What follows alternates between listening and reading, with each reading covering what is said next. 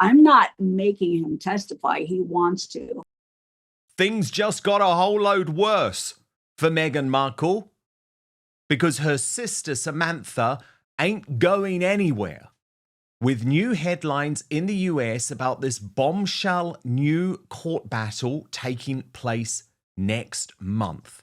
So, Sam is with me today on Outspoken. We will discuss this in just one moment, but this is what the New York Post is reporting. Meghan Markle is gearing up for yet another legal bout with her half-sister Samantha Markle, the Post can confirm. The Duchess of Sussex emerged victorious in early 2023 after Samantha had sued her in federal court in Florida for allegedly making demonstrably false and malicious statements about her to a world audience during a sit-down interview with Oprah Winfrey.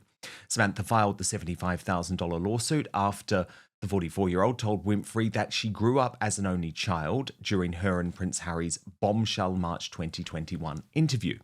However, documents obtained by the Post show that the hearing will now take place on September the 9th in Jacksonville, Florida. The Post has reached out to Meghan's reps for comment. Prior to her 2023 filing, Sam had previously filed her libel lawsuit against Meghan in late 2022, 2 years after the Sussexes quit royal life and moved to the US.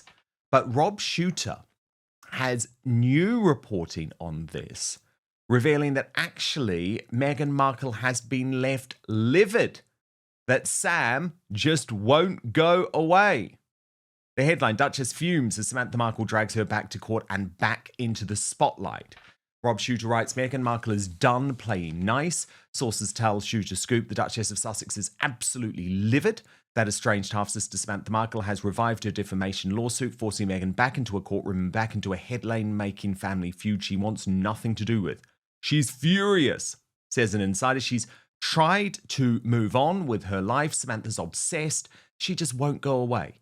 The new court date is set for September the 9th in Jacksonville, Florida, reigniting the war over Meghan's 2021 Oprah claim that she grew up as an only child. Samantha insists the remark was damaging and untrue. Meghan calls the whole thing a meritless PR stunt. To make things even messier, Thomas Markle Sr. reportedly willing to testify again, and Samantha's planning a media blitz and possibly another book to coincide with the trial. This is Meghan's worst nightmare, the source says. She's trying to build a brand, land new deals, and stay focused, and now she's stuck battling the same ghosts from her past. Bottom line, Meghan's not backing down, but she's furious this fight isn't over. So, Samantha Markle, there's the briefing from people close to your sister. She's furious.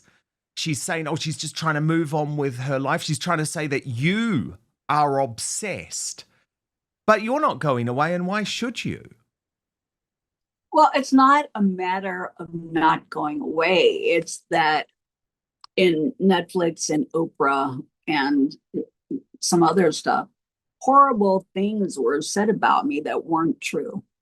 And, even though it's not defamation item by item, all things taken together, she had executive control. They wwere purposely put there, in my opinion, to make me look bad, which incited violence against me. It hurt it was a character assassination and damaging to me in a lot of ways. And so I don't, it's not like she came out and publicly said things. She doesn't come out and publicly say things, as a royal and with her PR and with her staff. She has other people put that out for her. And in my opinion, that doesn't make her any less culpable. So there was a lot of damage done to me. It was fake news PR. People have said to me, Samantha, well, how is it fake news about you? But then the things that are being said about her out there now are not fake news about you. Well, here's the difference. I don't have the power to pay a PR house and television shows and magazines to put out articles about her. I don't have the power to combat the articles that are false that are put out there about me and about my dad.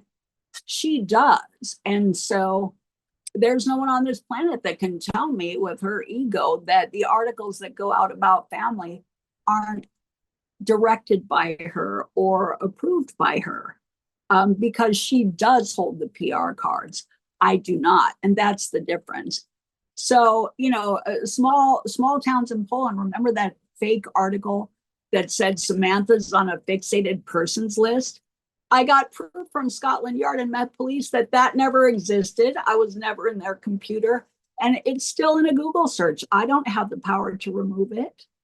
And there's an article out there that said that that was at the behest of her protection officer, who allegedly went to Roy Anika and put that fake article out there. Who's the royal editor of the Sunday Times? If you're enjoying what we're doing here on Outspoken, please consider joining our thriving community over on Substack, www.outspoken.live. You can sign up completely for free, but Substack is so important to me. It is a free speech platform. It protects me from big tech cancellation. Plus, you get to communicate directly with me. Head on over www.outspoken.live, enter your email address, and sign up today. Yeah, the Sunday Times. I'm a mental health counselor. So if everyone in the world is making me look like Patricia Hearst, wouldn't that be injurious, not only to my professional, but my personal life? It was horrific that I saw small towns in Poland. I saw people around the world saying, even Fox News erroneously said, Meghan Markle's sister has landed herself on a fixated persons list. Nobody did their homework. Nobody contacted Scotland Yard. So I had a lawyer in London do that. And she said, here's proof. You were never in their computer. There's not a fixated persons list. You're not even there. This is not true. And I did a live interview. I held up that letter to Daily Mail TV. But why is it that nobody in the world printed that to exonerate me? Because it doesn't get the quarter hour share ratings. It's not, the big buzz, the sensation. It's not the clickbait. So everyone around the world thought I was on a fixated persons list. Not true. Highly defamatory. But, I can't go back to 2018 and sue. And by the time I figured out what was going on, I hadn't run the statutory window, but I don't have the resources to go and sue every publication in the world who prints that. And they didn't all say allegedly or reportedly. A lot of them just said it verbatim. Samantha Markle is on a fixated persons list. It's not true. And it was at the direction of her to somebody that worked with her. Shame on you. That's horrible defamation. That's not part of my suit, but that is part of the big picture. And I shouldn't have had to go through that.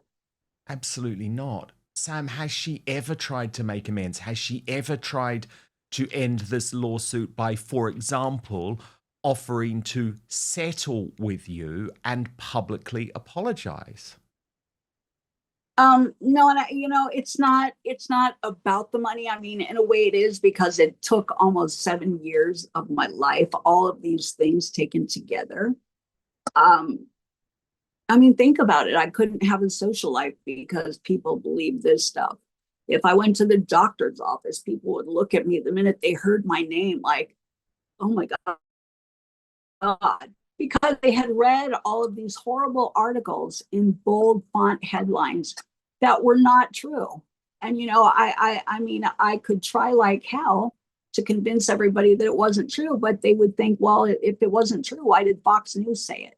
Because they didn't know then about aggregate news and fake news. Thank God President Trump pointed it out, because it is a phenomenon that we've had a problem with cumulatively, especially in the United States. But I never thought I would find myself in the crosshairs of that. So, not having the financial resources to just sue everybody and give everybody cease and desist letters rendered me a victim. So I was totally powerless to do anything about it. And I'm coming out of it now. And your sister wanted that, didn't she, Sam? That's the point. She wanted to destroy you because, of course, you were one of the only people who truly knew about her past. and had alerted the world very early on via people like me as to why the royal family needed to be warned. And anyone can look back now and say, well, actually, what Sam was saying at the time was very moderate, because what has happened has come true times a million. Right.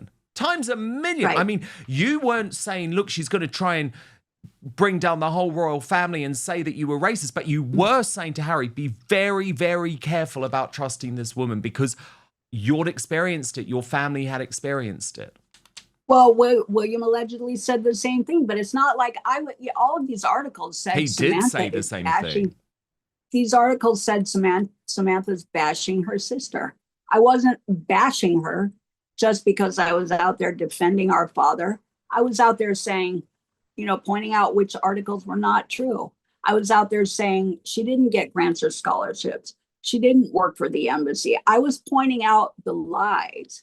And I've never been out there slinging mud like some trolls in social media, calling her names or saying things that weren't true about her personal life. I stuck to scope. I was out there defending the truth.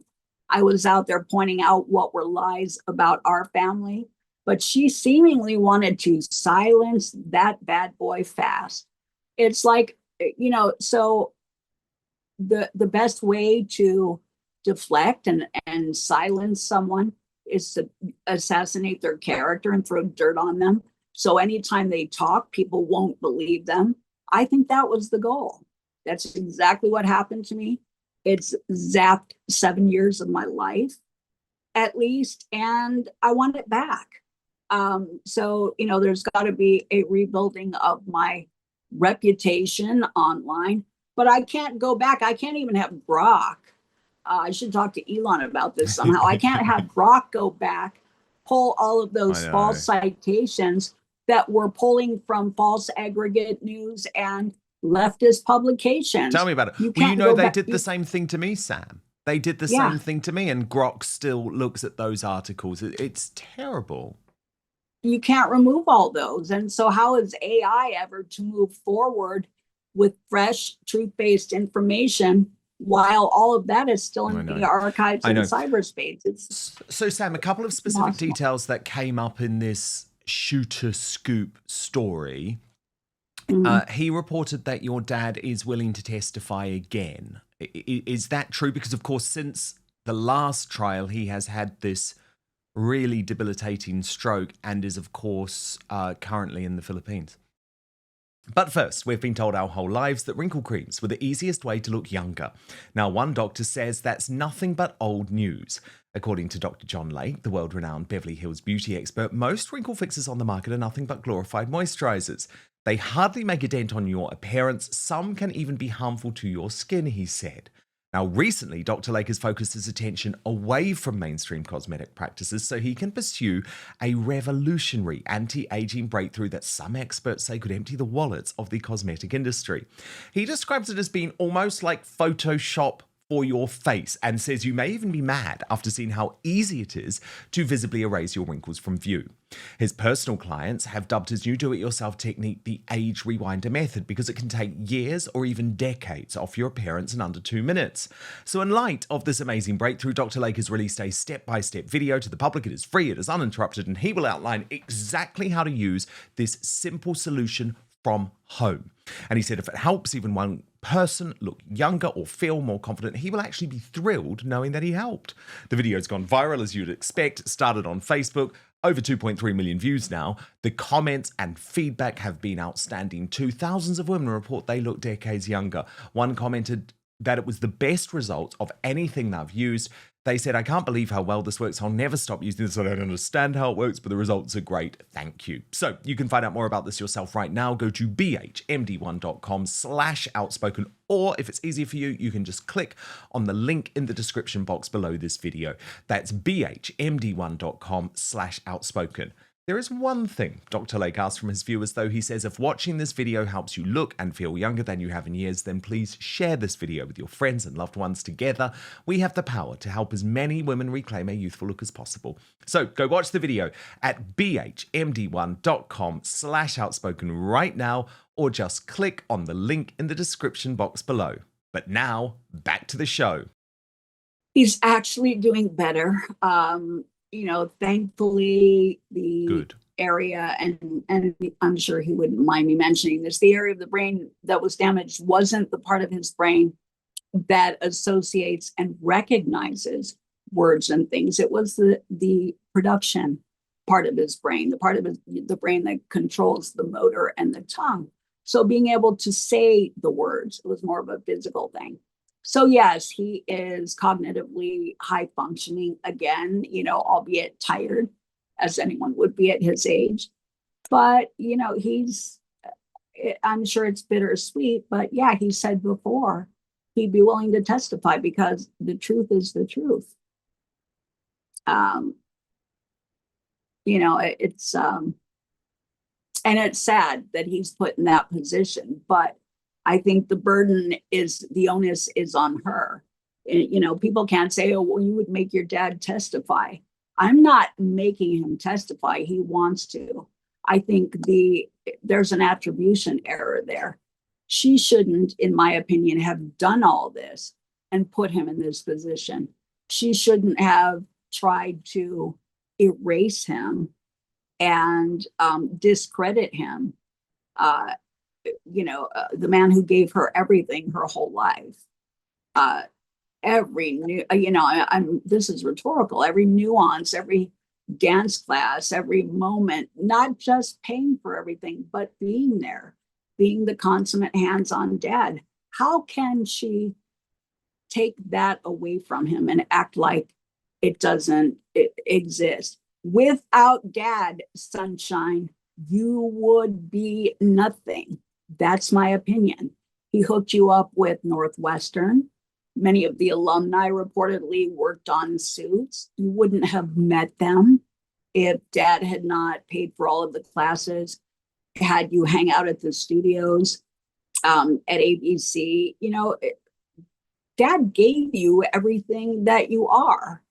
And when you got to a point where you felt you were successful and you thought you could run with the ball on your own, you decided to shut his part of the game down, shut him out as a player in your life, thinking that, you could be the whole team. Well, how's that working out for you?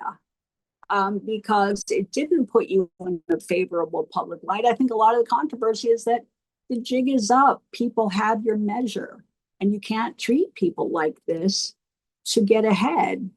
It would have been much easier just to be honest, appreciative, real, truthful, and not self-centered, giving in the real sense, whether it's as a humanitarian in all of your social endeavors or in your personal life.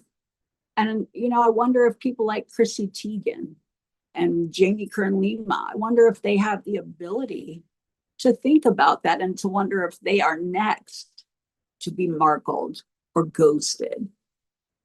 They would have to be stupid, in my opinion, not to get it. If you want to see how someone's going to treat you, watch how they treat everyone else in their life. Oh, don't get me started on Trevor, a Hollywood Prince Charming who gave her everything and who reportedly said that she left him and made him feel like gum on a shoe.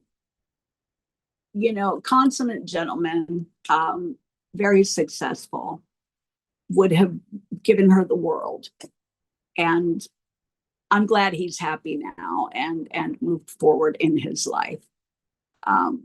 Congratulations, Trevor. Yeah, very good point. Lovely wife and children, but someone who isn't happy though, Sam, and is really struggling is Jessica Mulroney, who was Meghan's best friend, and her whole life has collapsed. And actually, her friends have now told the Daily Mail very recently that she actually pinpoints it all to Meghan, and all of the issues with Meghan have effectively destroyed her life. So this is a common theme. See, I think it's weird. I kind of take issue with attaching to new people and all of a sudden they're your BFF. You know, I think Nikki Pretty, Ninaki Pretty. I think if someone is your best friend, they have a history with you. They've known you for so many years. So when I looked at Jessica Mulrooney when the whole thing started, I thought, no, she only knows about my sister what my sister wants to tell her. So that's a really narrow scope. So how can you say you're best friends when everything has been shaped by someone controlling the narrative? I think that really misses the mark of what friendship is all about. So, I mean, I feel sorry for Jessica that she's not in the picture anymore. But similarly, when Jessica looked at how Meg treated the family and Nanaki, why wouldn't Jessica have said or asked herself, I wonder if I'm next? Look how she treated her real best friend of so many years. Look how she treated her family, Trevor, her own dad. So, in a way, I feel like, come on, folks, we're adults. You should have, that's not difficult math to do. But I hope Jessica is in a better place now, too, knowing what she knows in retrospect. Yeah, because maybe Well, knowing that it's not about her, it's about your sister. What about this report from shooter Sam that you are considering a new book and a bit of a media blitz? I mean, I think that would be a great idea.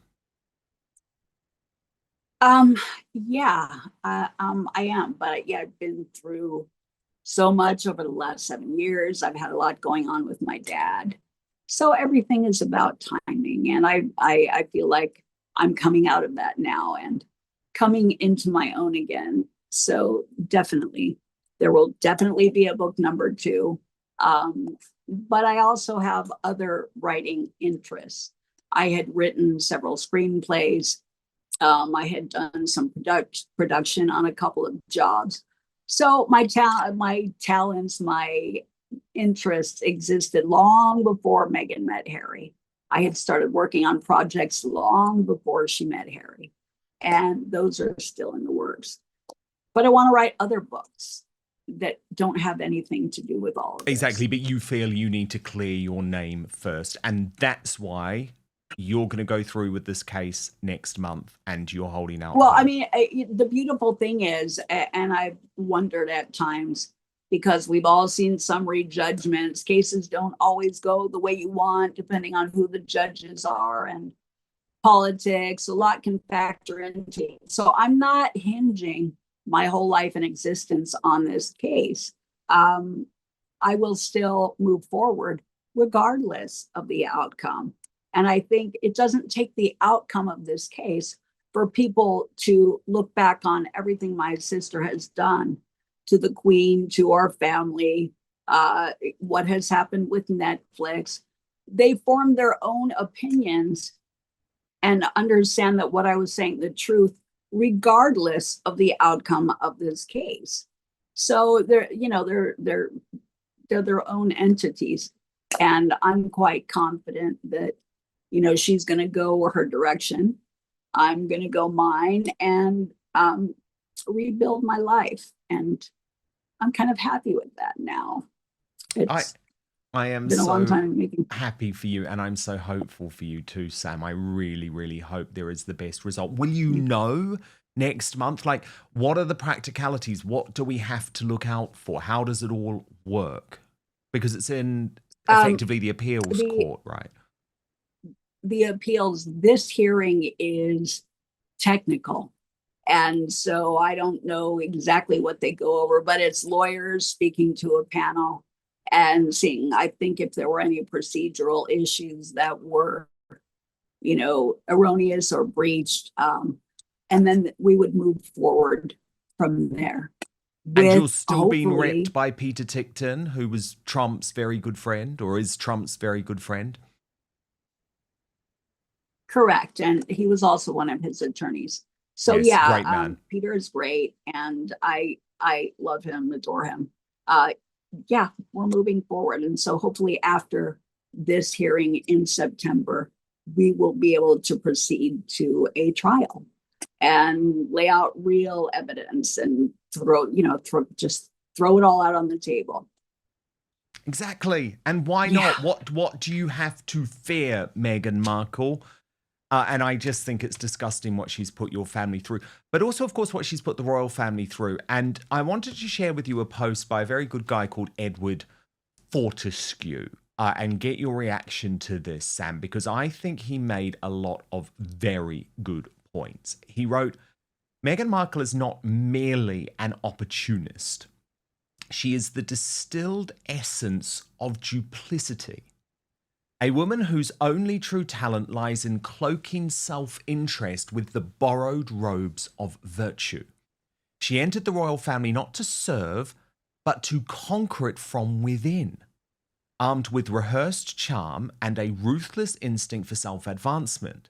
When the inevitable demands of duty clashed with her boundless appetite for control and attention, she discarded loyalty like last season's fashion and unleashed a sustained campaign of smear and fabrication against those who had given her everything.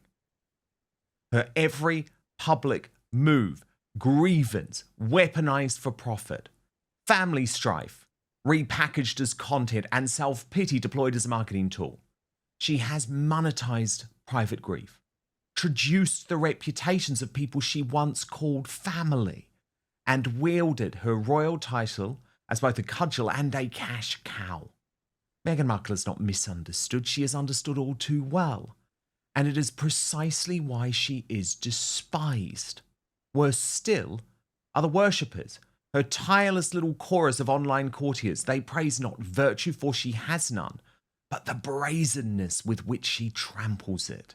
These acolytes, most of whom have never so much as shared a room with her, project sainthood upon a woman whose every action belies the word. They excuse lies as truth-telling, cruelty as strength, and betrayal as bravery. In truth, their devotion is either the product of terminal gullibility or shared moral rot. To defend Meghan Markle is to proclaim that deceit is acceptable, treachery admirable, and the deliberate destruction of one's own family somehow noble. To worship her is to declare oneself proudly blind, willfully ignorant, and comfortable with dishonor. She's no reformer, no victim, only a grifter of rare audacity, and her devotees are not admirers, but accomplices in the slow, calculated degradation of everything she touches. Wow. I thought that was powerful, Sam, and I thought of you a lot when I read it. Well, I think several things happened. It's really complex. From the beginning of the wedding, it was like a social opiate. For the first time in history, there was this perceived equality between socioeconomic status and class and the public. The public aligned with her. She was relatable. The public could finally feel like they could be royal too. What they didn't know was that behind the scenes, there was a huge powerhouse of PR that was elevating the fairy tale. And when protocols started being broken and some problems started to show, including, breaking protocol and making deals with Disney and Netflix while in royal duty, all of these things that were forbidden were happening. And both the PR and the public started making excuses for that rather than pointing out that the emperor is not wearing any clothes and that something's wrong. People were too afraid to step out of the antline because they were still high on the fairy tale. They didn't want to find themselves in cognitive dissonance going, wait, this doesn't jive. This is not, my feelings are weird. And since I've been rooting for her all along, if I jump out of the antline, then I have to admit I was rooting for the wrong team. So I'm going to keep my teeth in that fairy tale and defend her at all costs. But it was weird for me when they started defending her to the extent that they were ignoring, in my opinion, her abuse and disregard for the woman at the top of the hierarchy. The Queen of England was dying of bone cancer. My sister was mocking her on Netflix and something as important as a curtsy. And the public were rationalizing that and defending it as, oh, she didn't mean it like that. Oh, she's just being her cool, silly self. Oh, it wasn't. No, it was a vile, horrific, hurtful mockery of something really important and of a woman who is important on the global stage. And the public started making excuses for her. But I think it's gone on now so long that I see a lot of mudslinging in chat rooms, and I get people send me stuff. A lot of those people that were yes women and who were high on the royal fairy tale are dropping off. And they're realizing that, you can't defend someone who is that wrong. You can't deny it away. And you have to question, what if it was your family she was doing that to?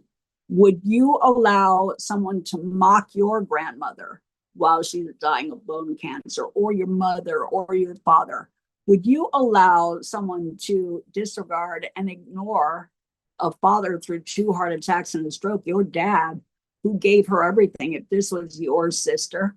But these people wouldn't ask themselves questions like that for the longest time. And I think they are now. They're getting it.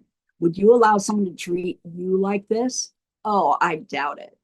And it's a really interesting social experiment to see how long that was defended, supported, because there's a lot of money at stake, and PR powerhouses are very influential in shaping the social narrative to keep her buffered, in my opinion, especially in the United States. They did not want to admit that they screwed it up, because then they're pointing out their own journalistic negligence. Wake up. Here we are. Indeed, and here we are. But indeed, people are waking up, Sam, and so much of that is down to you. And I always give you full credit for it. Thank you, thank you, thank you for all you do. I adore you. And please, Sam, can I please ask you now, live on air, so maybe you can't say no, you've got to come back with me again for my special episode, because what we're going to do, it's almost like a public service, Sam, if this is okay. What we're going to do, we did it with series 1. We do not want to give your sister the views on Netflix. So for series sort of part 2, it's 1B or whatever you want to call it, of With Love, Meghan, will you come back, watch it, then we will give everyone all of the information about how horrible it is, and so you don't have to give her the views on Netflix. Do you mind? Will you come back for that in a couple of weeks? Would love to. Definitely. Sorry. Okay. Sorry to put you through that, Sam, but it was so fun last time. Thank you. We had a lot of fun honored. last time. I'm honored. Don't apologize. Thank you. No, but I look forward to talking to you then, Sam. Sam Markle, thank you so much. Always love having you on Outspoken. And of course, if you do want first access to our Royal Uncancelled after shows, including that special edition coming up, then do sign up to my Substack, www.outspoken.live. Subscribers, paid monthly subscribers, get first access to the Royal Uncancelled after show every Monday to Friday. You get it either live or on demand with no advertising whatsoever. Substack, free speech platform, so it means so much to me. I'm building a community there. You know how much I talk about it, and that's because it really matters. www.outspoken.live is the address. Thank you so much for watching Dan Wootton Outspoken. Please click on my face just to the bottom left to subscribe to this brand new independent news source, and turn on the notification bell so you'll be alerted to our brand new live shows, uncancelled interviews, and special royal episodes. Outspoken is also now available as a podcast, so you can listen to the show every weekday on the go, wherever you are.